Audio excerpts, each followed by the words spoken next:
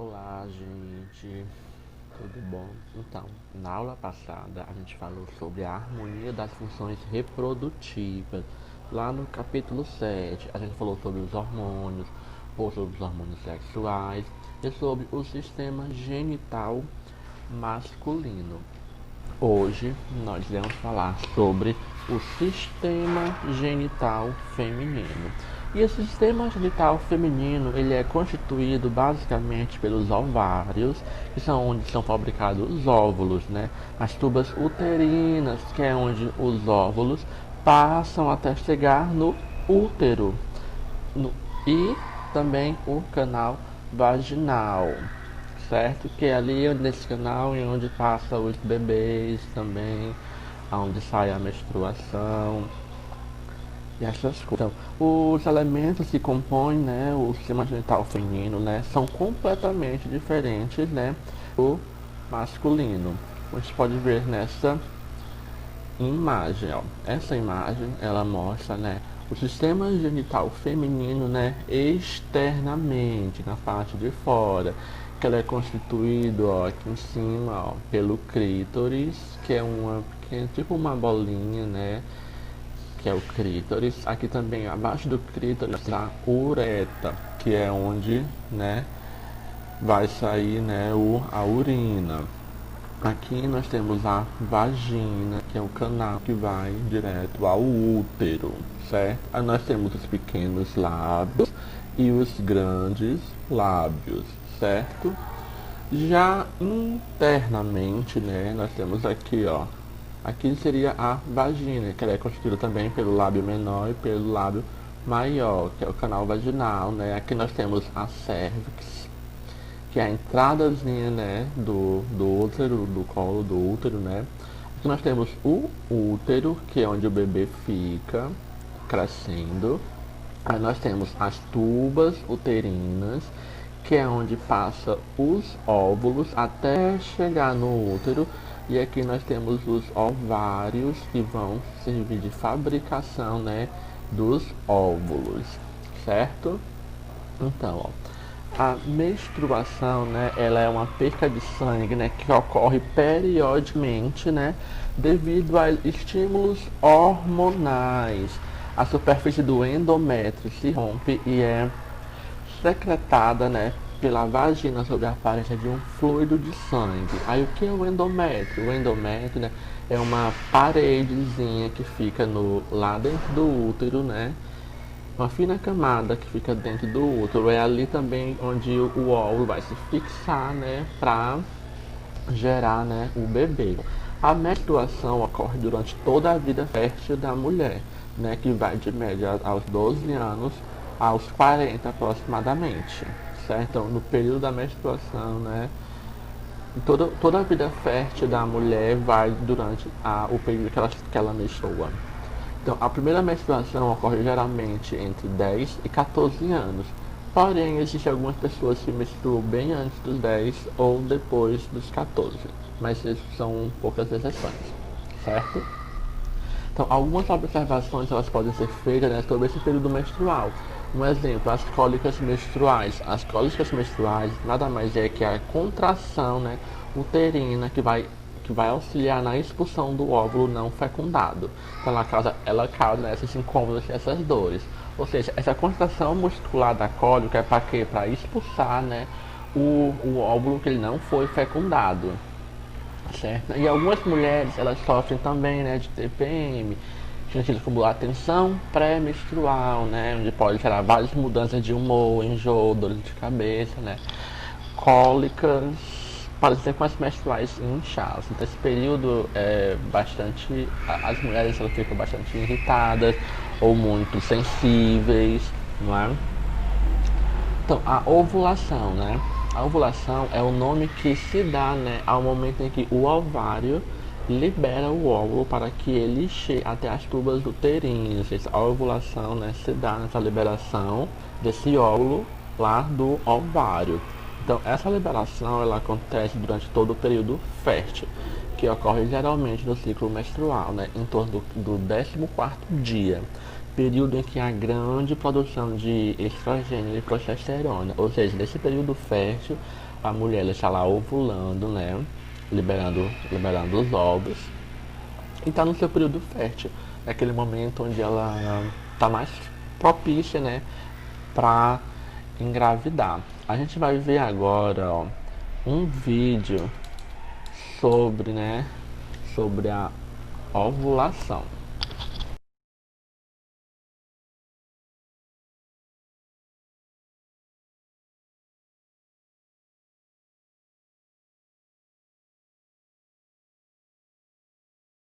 A ovulação é parte do ciclo menstrual em que o ovário libera um óvulo maduro ou óvulos. Dentro do ovário há centenas de milhares de folículos. Cada folículo é uma bola oca de células imaturas com um óvulo imaturo no centro. O ciclo menstrual normal de 28 dias começa no primeiro dia de sangramento menstrual. Durante os primeiros 7 dias do ciclo, alguns folículos começam a crescer ao mesmo tempo. Estes folículos amadurecidos secretam o hormônio estrogênio na corrente sanguínea para preparar a parede do útero para a gravidez. Por volta do dia 7, todos os folículos param de crescer e começam a se degenerar, com exceção de um. Este folículo dominante continua a crescer e a nutrir o óvulo em desenvolvimento dentro dele. Por volta do dia 12, o folículo secreta uma grande quantidade de estrogênio no sangue. Quando o estrógeno atinge o hipotálamo e a glândula pituitária do cérebro, a parte anterior ou frontal da glândula pituitária libera uma grande quantidade de hormônio luteinizante na corrente sanguínea. Por volta de 14 dias, o hormônio luteinizante faz com que o folículo passe por um surto de crescimento repentino. Pouco antes da ovulação, o óvulo se desprende do interior do folículo. O folículo saliente libera substâncias químicas, fazendo com que as duas trompas de Falópio se aproximem e rodeiem o folículo. O folículo incha até que ele se abre, liberando o óvulo e o líquido do folículo na cavidade abdominal. Por conseguinte, as fímbrias, pequenas projeções no final da trompa de Falópio, passam rapidamente através do local da ovulação e recolhem os óvulos. Cílios microscópicos na superfície das fímbrias levam o óvulo até a entrada da trompa de Falópio. Dentro das paredes da trompa de Falópio, as contrações musculares empurram o óvulo em direção ao útero. Após a ovulação, o óvulo vive entre 12 e 24 horas. Portanto, para que uma mulher engravide, o óvulo deve ser fecundado por um espermatozoide durante esse período. Se não for fecundado, o óvulo se dissolve e é removido juntamente com as paredes do útero durante a menstruação.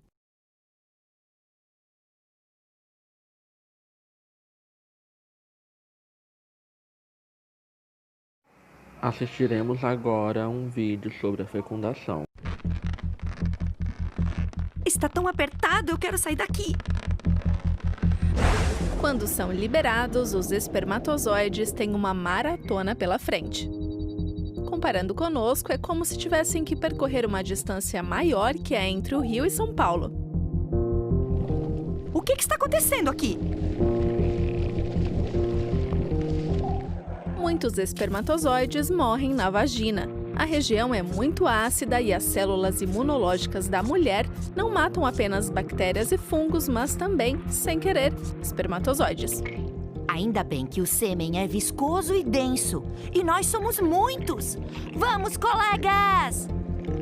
Enquanto os espermatozoides lutam para sobreviver, o óvulo desliza lentamente na direção das trompas de Falópio. Durante o orgasmo, por exemplo, a vagina, o útero e o colo do útero se contraem ritmicamente. Dessa forma, a probabilidade do espermatozoide ser sugado para o útero é maior. Uhul! Isso que é viagem! Que pena, acabou! Ainda bem que meu motor de navegação funciona! O esperma se torna mais líquido e os espermatozoides cada vez mais ativos. Eu confio na minha hélice Turbo 3D e na minha sofisticada técnica de sacudir a cabeça. Os espermatozoides se orientam pela parede do útero. E nadam cada vez mais rápido. E agora? Para a direita ou para a esquerda? O truque que usam para identificar a trompa de falópio correta ainda é desconhecido. Direita, esquerda, não, direita. Os pelinhos nas paredes da trompa de falópio transportam o óvulo. O fluxo de fluido destes pelos ajuda o deslocamento dos espermatozoides. Sempre em frente! Muitos espermatozoides se perdem nas trompas de falópio, mas pouco antes da meta, o óvulo ajuda na orientação. Ele emite prostaglandina. O esperma segue essa trilha química. Olha lá! Já posso ver! Já vou preparar minhas enzimas de penetração. A membrana que envolve o óvulo é formada por glicoproteínas. Os espermatozoides tentam perfurá-la. Estou chegando! E nesse momento mágico, um espermatozoide consegue penetrar. Ele se desprende da cauda e, no mesmo instante, o óvulo fecha sua membrana. Os espermas restantes ficam de fora. Mas que droga!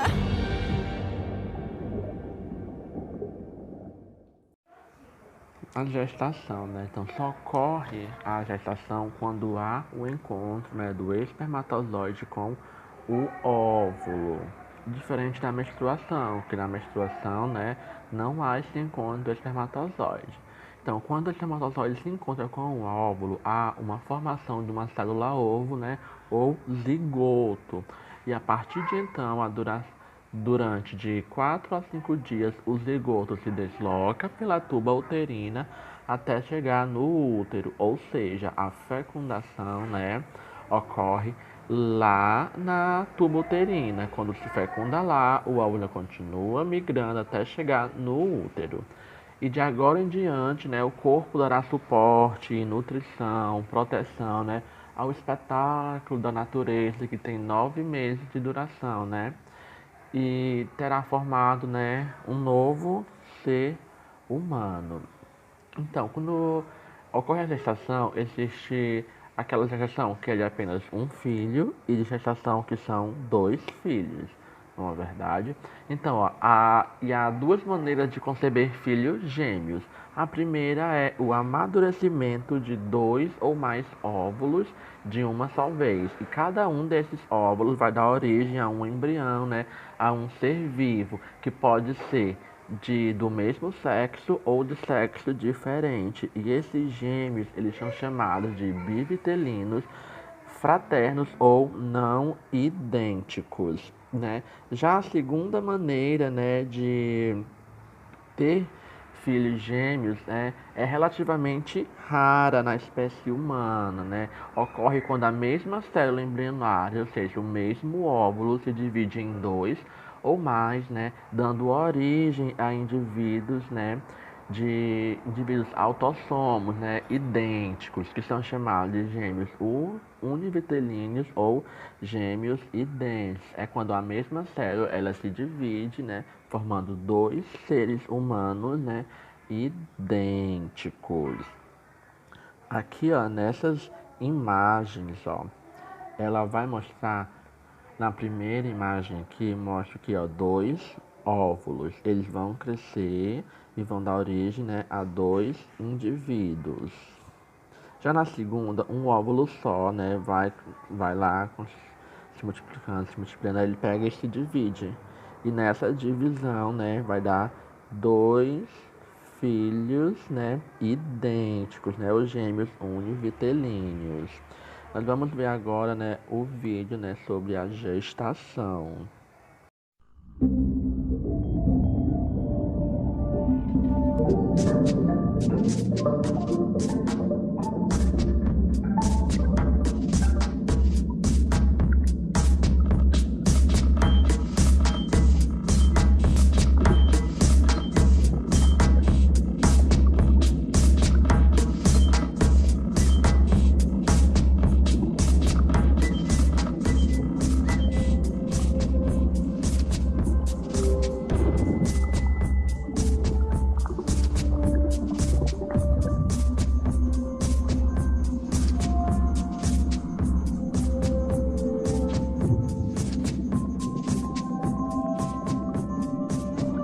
semana seguinte à fertilização, o óvulo fecundado avança até o útero.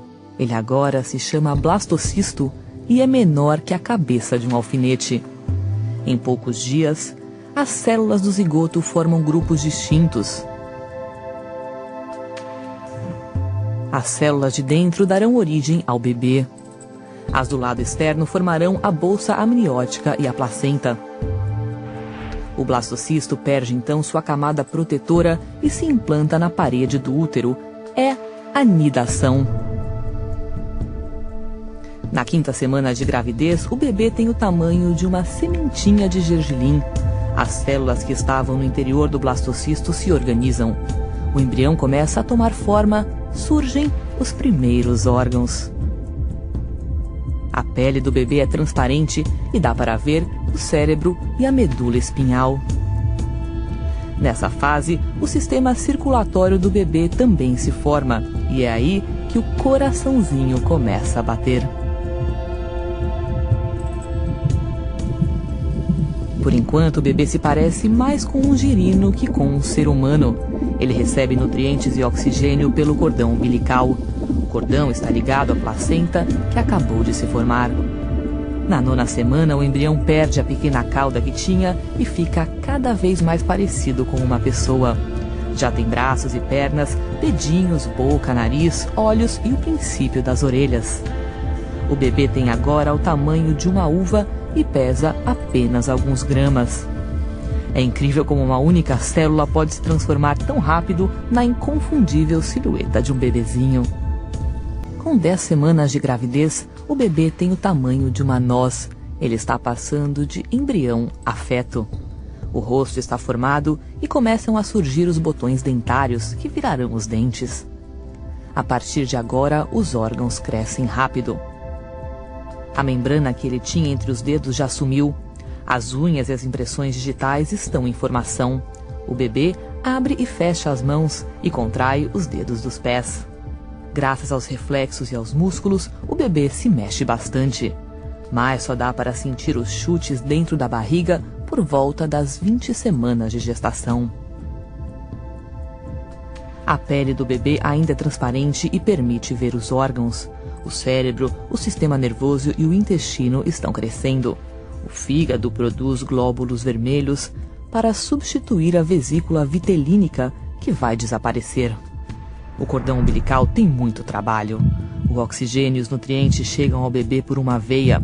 Depois, o sangue volta para a placenta por 2 artérias do cordão. Na 12ª semana, os rins produzem urina. O bebê faz xixi no líquido amniótico e depois engole esse líquido de novo. Na semana 14, os olhos e as orelhas do bebê estão no lugar certo. Ele faz até caretas. Está começando o 2º trimestre da gravidez. Para muitas mulheres, é o período da gestação em que elas se sentem melhor. Entre 15 e 20 semanas, o bebê dobra de tamanho. À medida que o corpo cresce, o sistema nervoso amadurece rapidamente, conectando o cérebro ao resto do corpo. Os nervos saem do cérebro e passam pelo tronco encefálico até chegar à coluna. De lá, se estendem aos membros. O esqueleto do bebê também está em transformação. A cartilagem, antes macia, começa a endurecer e virar osso. Esse processo de enrijecimento acontece primeiro nos braços e nas pernas. O desenvolvimento sensorial acelera. O cérebro do bebê está designando áreas especiais para olfato, paladar, audição, visão e tato. Agora o bebê já consegue ouvir as batidas do coração da mãe, assim como sua voz. É hora de ler ou cantar em voz alta. Alguns bebês nessa fase até chupam os dedos. Com cerca de 18 semanas, as mães entram em uma das fases mais emocionantes da gravidez, a de sentir os movimentos do bebê. As mexidas de braços e pernas podem a princípio parecer leves coceguinhas, mas ficarão mais fortes e frequentes a cada semana. Na 20ª semana, o bebê pesa cerca de 280 gramas e mede uns 25 centímetros da cabeça até o calcanhar, mais ou menos o tamanho de uma cenoura. Esta semana comemora um importante marco: metade da gravidez já passou. Entre as semanas 21 e 27, o tato do bebê se desenvolve, assim como suas impressões digitais. Quando a mãe passa a mão ou aperta levemente a barriga, muitas vezes sente o bebê se mexer ou dar um chutinho de volta. O bebê gosta de tocar e sentir o próprio rosto ou qualquer outra coisa a seu alcance, como o cordão umbilical. Daqui para frente, ele vai continuar experimentando suas novas habilidades. Com cerca de 23 semanas, o bebê já engole e em breve seus soluços ficarão perceptíveis. Esses soluços são uma parte absolutamente normal do desenvolvimento e podem ocorrer várias vezes ao dia. Os pulmões também estão formando milhões de minúsculas ramificações chamadas bronquíolos. Por incrível que pareça, o bebê está treinando a respiração. Através dela, ele põe líquido amniótico para dentro e para fora dos pulmões. Na 24ª semana, um bebê é capaz de sobreviver fora do útero, só que com grande ajuda médica. Na semana 27, as pálpebras do bebê se abrem por reflexo, mas ele ainda não enxerga. Os lábios estão formados e ele conta com pequenas papilas gustativas na língua. Seu peso é de cerca de 900 gramas e a altura de mais ou menos 37 centímetros. Agora só falta um trimestre para o bebê nascer. Aqui começa o último trimestre de gestação. Com 28 semanas, o bebê pesa pouco mais que 900 gramas. Seu peso triplicará até o nascimento e produzirá uma camada de gordura para ajudar a mantê-lo aquecido fora do útero. O esqueleto do bebê está endurecendo, mas os ossos do crânio ainda não se fundiram. Na hora do parto, eles vão se aproximar para a cabeça passar com mais facilidade. Bilhões de neurônios já existem para criar conexões cerebrais que serão essenciais no aprendizado dentro e fora da barriga da mãe. O bebê consegue abrir os olhos e visualizar a luz que passa pelo útero. Ele também ouve bem e é capaz de perceber conversas e música. Com a aproximação do parto, a pele do bebê perde pedacinhos do verniz caseoso, uma substância esbranquiçada que recobre todo o corpo para protegê-lo do líquido amniótico. O bebê engole alguns desses pedaços junto com outras secreções. Isso se transformará em suas primeiras fezes. Na 37ª semana, a pele está rosada e macia. O bebê não é mais tão enrugado e já tem a aparência de recém-nascido. Ele está ganhando uns 30 gramas por dia e pesa cerca de 2,7 kg. Se nascer agora, não será mais considerado prematuro. Preparando-se para o parto, a maioria dos bebês muda de posição e fica de cabeça para baixo até o momento de vir ao mundo. Nas semanas antes do parto, o corpo produz menos progesterona e aumentam os níveis de outros hormônios. As prostaglandinas amaciam o colo do útero e a ocitocina provoca as contrações. As contrações do trabalho de parto são ritmadas e doloridas e vêm cada vez mais fortes. Os músculos verticais uterinos se tensionam e fazem o colo do útero abrir. Os músculos no alto do útero contraem e relaxam, empurrando o bebê para baixo. O tampão, uma camada de muco que fecha o colo do útero, pode ser eliminado alguns dias antes ou então no meio do trabalho de parto. Quando a bolsa rompe, o líquido amniótico escapa, às vezes em grande quantidade, às vezes aos poucos. O colo do útero começa a dilatar e ficar mais fino. Quando a dilatação chega a 4 centímetros, começa a fase ativa do trabalho de parto, com contrações mais fortes e frequentes. Com 8 centímetros, começa a parte mais dolorida do parto. A dilatação é considerada total quando chega a 10 centímetros e pode surgir aí uma grande vontade de fazer força. Isso quer dizer que começou a fase expulsiva do parto. A cada contração, o bebê desce mais. Os ossos da cabeça se aproximam para que ele passe pelo canal de parto, que é estreito. A cabeça do bebê fica visível por fora. Está chegando o grande momento. Com mais algumas contrações e um pouco de força, aparecem o rosto, os ombros e o resto do corpo. Na terceira e última fase do parto, a placenta se desprende e sai. O bebê começa a respirar sozinho e a incrível aventura do parto termina. Então essa é a nossa aula, sobre as funções, né, a harmonia das funções reprodutivas, falando também sobre um pouco sobre, né, o órgão genital feminino, né, a reprodução, né. Então, é isso, não deixe de fazer essa atividade, viu, gente? Até a próxima aula.